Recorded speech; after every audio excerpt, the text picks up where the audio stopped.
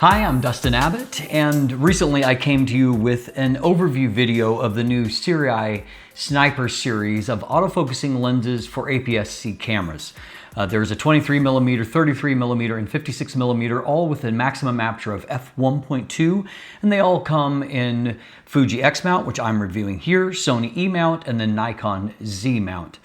So I've taken a look at the series as a whole, but obviously there are individual characteristics of each one of these lenses that warrant a closer look at them individually. So today is the first of that series of individual reviews, starting with the Sirui Sniper 23mm f1.2 lens. So this lens retails for $349 MSRP, but it can be had cheaper through a variety of means, early bird purchasing, discount codes, etc., etc. So in a nutshell, this is a really nicely built lens. It uses premium and unique materials, has average autofocus for stills, a little bit below average autofocus for video. It has very nice bokeh and it sharpens up when stopped down, but it has some chromatic aberrations and lower contrast, euphemistically called dreamy, when wide open at larger apertures. So this is a lens that is not necessarily a modern lens in terms of the being very heavily corrected for all the aberrations and those type things. Maybe that appeals to you, and if so, stick with me and let's take a closer look at the performance of the lens. Starting with the build and handling. This at 23mm, when you put the 1.5 times crop factor of the various cameras that it goes for, it makes it a full frame equivalent of about 35mm. So a very common, very popular focal length. As noted, there are Nikon Z, Sony E, and Fuji X mount options available. And for all three of those mounts, there are three different finish options also available. So we've got the black that I'm reviewing here that has genuine carbon fiber on the barrel as an accent. You have the silver, which uses aluminum alloy in place of the carbon fiber. And then you have a white that uses ceramic and that baked ceramic paint in that section as well. So all of them have these kind of unique and premium finish options as a part of them. And that really, I think, is a large part of the appeal of the lens, is the overall design, which is fresh and different from other lenses out there and is quite unique.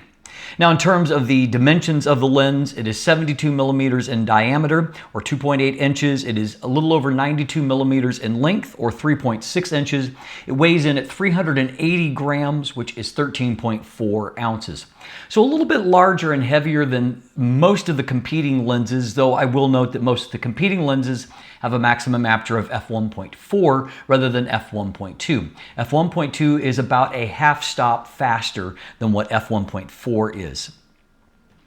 I do like all of the attention to detail in the physical design, everything from the badges, which all of that feels premium, the different materials and textures, the accents that are here. But outside of that, it looks good, but outside of that, there isn't really any features here. No AF/MF switch, no aperture ring, and certainly that aperture ring is something that some competing lenses will have. The focus ring here has more of a diamond type texture pattern, a little bit different than the typical ribs you see. The texture feels probably most similar to the control ring on Canon RF mount lenses. The focus ring itself is lightly damped and it has 360 degrees of rotation, though I will note on Fuji X mount, if you're trying to get to minimum focus, if you want to get as close as you can, you have to kind of keep rotating and rotating to finally get at that last few degrees that are there. It's kind of a Fuji quirk that drives me crazy, but it is what it is. All the lenses, including the 23mm, have a USB-C port on the lens mount. That helps to future-proof the lens, allowing you to do firmware updates, both for camera compatibility, but also hopefully we'll see some improvements to autofocus through that, maybe some tweaks along the way as they refine the process, get some updated algorithms, things like that. The lens comes with a petal-shaped lens hood. It's made out of plastic, nothing particularly special, though I will note I like the inclusion of a little bit of a ribbed section on there for a little bit more grip and a little bit more style, aka Sigma does a lot of things like that. Inside we have 11 rounded aperture blades, and so a little bit higher aperture blade count, which helps of course with that big maximum aperture. Stop down a little bit and you can retain a circular shape to the aperture, which helps with that nice bokeh quality, which is one of the strengths of the lens. Not so much as strength as the minimum focus distance. It can only focus as closely as 30 centimeters, and that gives you a pretty low end 0.10 times magnification. You can still blur out backgrounds because you can get close enough to blur out the background thanks to that big f1.2 aperture, but magnification is nothing special, and certainly there are some competing lenses that are going to give you a much better performance in that regard.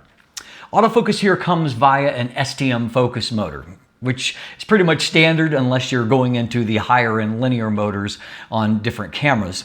So the focus speed is probably about average for what I would see. There is, as you can see here, it moves back and forth pretty quick, but there is just a tiny step to where you get about 2/3 of the way there, just a split second pause and then that last third before it does the final lock. But if you add that up, it's a little bit slower than what some competing lenses will be. The focus noise is very low. You can hear some very light clicking if you put your ear kind of right next to it, but in most focus environments, you're probably not going to hear any autofocus sounds. And I found that autofocus accuracy was generally quite good for stills. When shooting a variety of subjects, as you can see here, tracking Nala's eye, it was staying sticky on the eye, delivered good focus results for things like that. When taking photos of people, I had good focus results. And so in general, I think that it did fairly good for focus accuracy for stills. However, if we switch over to the video side of things, you can see that video AF is just not great. You can see that in the pulls there is a fair bit of hunting and settling and just kind of visible steps along the way. It's not as good as what some competing lenses are. And when I did my hand test, you can see that it's just not all that reactive. If the hand was taken away or added back into the equation, there's just this lag where it's as if it's making up its mind what it wants to do. And so it just doesn't have the confidence of what some competing lenses, lenses like the Sigma 23mm f1.4 or Fuji's own 23mm f1.4, or even the Viltrox 27mm f1.2, all of those lenses are more reactive in that situation. I found that the video AF did better just kind of keeping a subject locked. So for example, in this clip of Nala, as she moves around, instead of trying to make big focus pulls, which it's not great at, it's just kind of keeping focus through gradual degrees. And when it has a trackable subject on the frame, that's when Fuji's autofocus does best anyway. And I think that it did better in that circumstance. So this is definitely not a top video choice. The video autofocus is just not reactive enough for major focus changes, but if you're just wanting to do something more simple, just kind of keep something in focus, probably do okay for that. So let's talk about the image quality. There are 12 elements in 11 groups, and in this design there are 6 of those elements. Half of them are high refractive index elements to help to give it good optical properties. One thing I will note, if you're wanting to use multiple of these lenses, that Sirui claims they have a consistent color accuracy and color temperature across the 3 of them, so the footage will be, or photos will be, complementary from the 3. But let's dive in and break down how it performs, particularly on the torture test of this 40 megapixel sensor on the XH2 that I did my review on. So let's start by taking a look at vignette and distortion at f1.2. You can see some barrel distortion that's apparent, but it's not extreme. And then in the corners, definitely some vignette. Here is a manual correction there on the right side. In that manual correction, I dialed in a +9 to deal with the distortion, and you can see it's not 100% perfect. Very, very mild little mustache pattern that's there, but for the most part, I think that you would be hard-pressed to actually see that in most real-world situations. Vignette's another story. I had to nearly max out the sliders at 97 to get rid of the vignette in the corners. There is a profile here that's available, and I click it here quickly. You can see that it takes care of some but not all of the vignette and not a whole lot of the distortion. So at this stage, I don't know if that's the final version, but I can definitely do a better job manually. Now, one of the issues with this lens is that it definitely suffers with some fringing. Longitudinal chromatic aberrations are fairly pronounced, as you can see, mostly in the green variety after the plane of focus. So that means that you're going to see that, for example, on these shiny objects as we go out of focus. You can see towards this area back here, definitely going to be some green fringing that shows up there. And in the bokeh, like specular highlights, you're definitely going to see a bit of a green fringe around those. So just be aware that that certainly is going to be a factor with the lens. Now, the lateral style chromatic aberrations that come near the edge of the frame are much better controlled. And as you can see here, there's really not a whole lot to see. So, at least one thing going on there. Now, the character of the Sirui lenses, because they are Sniper series, because they do have some chromatic aberrations, some other spherical aberrations that soften contrast, and they have a maximum aperture of f1.2, which is a bit of a challenge to engineer.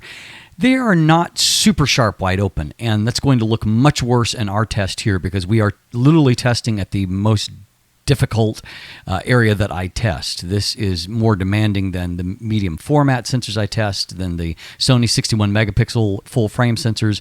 This is a really, really demanding sensor. And as you can see in the middle of the frame, contrast is definitely not off the charts. There is a decent amount of detail there in the center of the frame, but contrast is not amazing at f1.2. Now, when we get towards the mid-frame, there's less detail available there, but above all, you're seeing just really low contrast.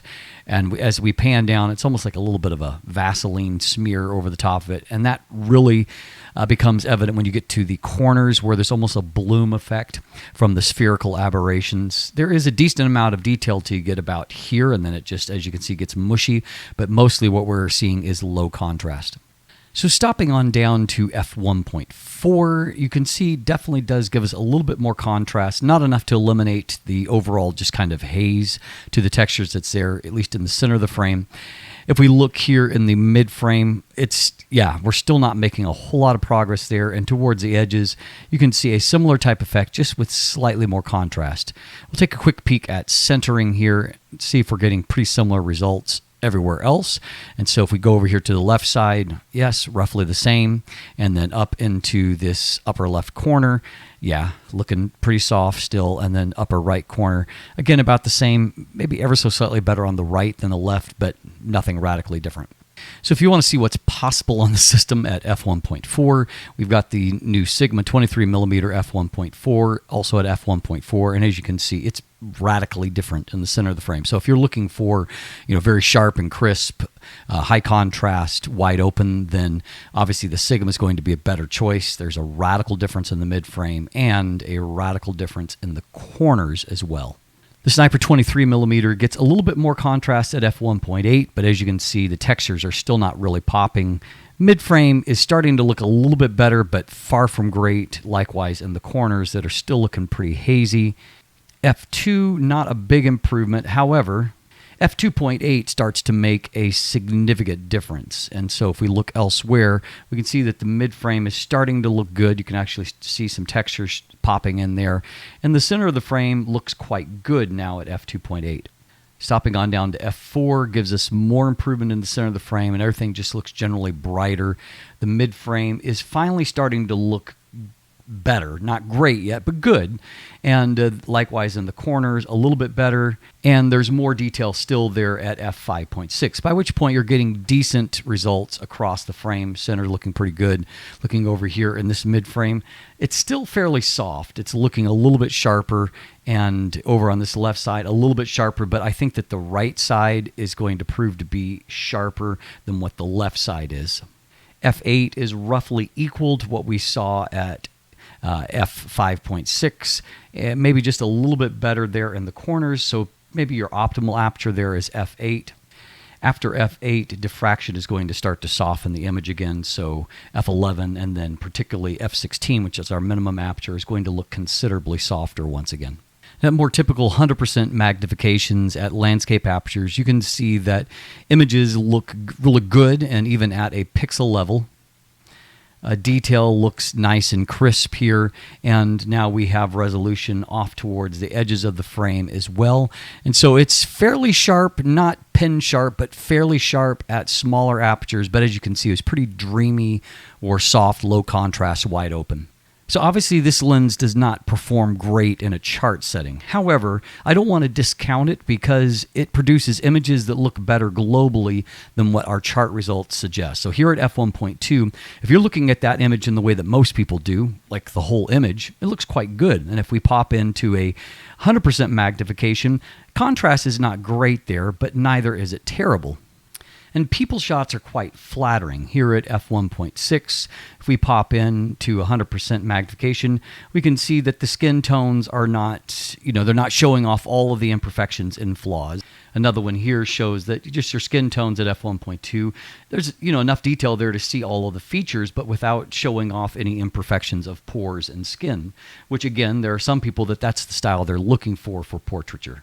If you stop down a little bit to f1.8, real-world images like this actually look fairly crisp, as you can see. Good detail there on the fur and the eyes. Everything's looking pretty great. Here's another at f1.6 that, again, I think it looks pretty fantastic.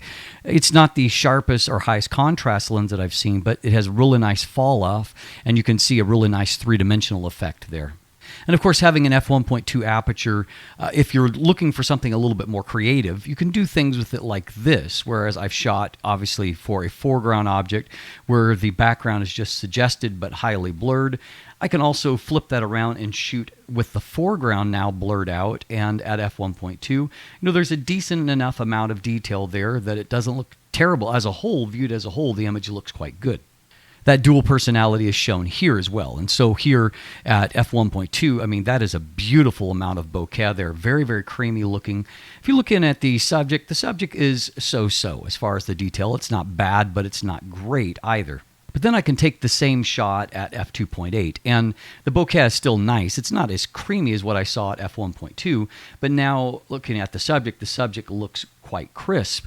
And because of, our modern technology, I can blend two shots like that together. And so here's an image where I've combined the f1.2 bokeh. So the autofocus is coming from f1.2, the in focus is coming from f2.8, and now I've got, the best of both worlds. I've got a very sharp subject, but I've got a beautifully creamy background that actually very few lenses in this class are going to be able to match. I would say the primary negatives of the bokeh is, first of all, there is fringing to it, and then there is some fairly severe clipping near the edges of the frame, and so it's not even quite a lemon effect. It's not quite balanced. It's a little more curved on this side and then shorter on the inside. So I don't love the geometry of it, but that's really my only complaints about the bokeh. Otherwise, it's beautiful. Now, less beautiful is the flare resistance. And now, if you're actually looking for a lens without a lot of modern coatings to where you can get some of these effects because you like them, that's what you're going to get wide open, stop down, you get some of this type effect. Here is another position you can see, you've got a double rainbow effect. Maybe you'll love that, stopping it down, and you can see the rays and some, prism, a little bit of ghosting artifacts. And as we pan across, you can definitely see there is some varied things going on. And so either you hate that or you love that, depending upon what kind of photographer you are.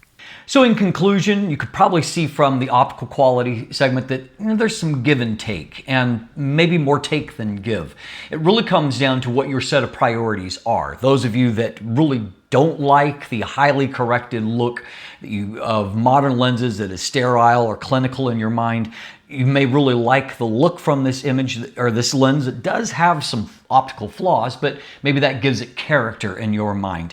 If you prefer lenses that have kind of that dual nature where it's a little bit dreamy, wide open, but sharpens up when it's stopped down, then this is a lens that does help to satisfy that. And maybe you would prefer that. Obviously, we saw that autofocus is not super sophisticated, but if you're primarily do photography and only do some video, it is probably good enough to work for most people in most situations.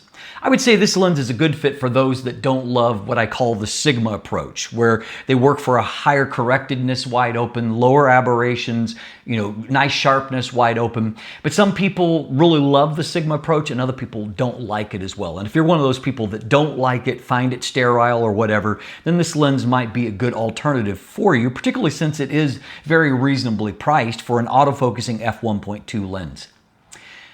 $349 or maybe a little bit cheaper, it could be a lot of lens for the money. My money would go towards the Viltrox Pro AF 27mm f1.2. Yes, it's bigger, it's heavier, and it is more expensive, but it gives you pretty much everything optically. It is great wide open, it's great stop down, it's very nice bokeh. It just has a lot of the things that I wish this lens had, including weather sealing and a little bit more features on it.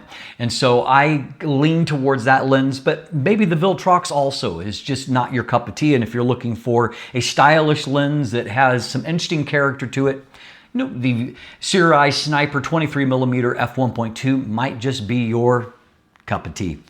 I'm Dustin Abbott, and if you'll look in the description down below, you can find linkage to my full text review. There's some buying links there, linkage to an image gallery. If you haven't already, please like and subscribe. Thanks for watching. Have a great day, and let the light in.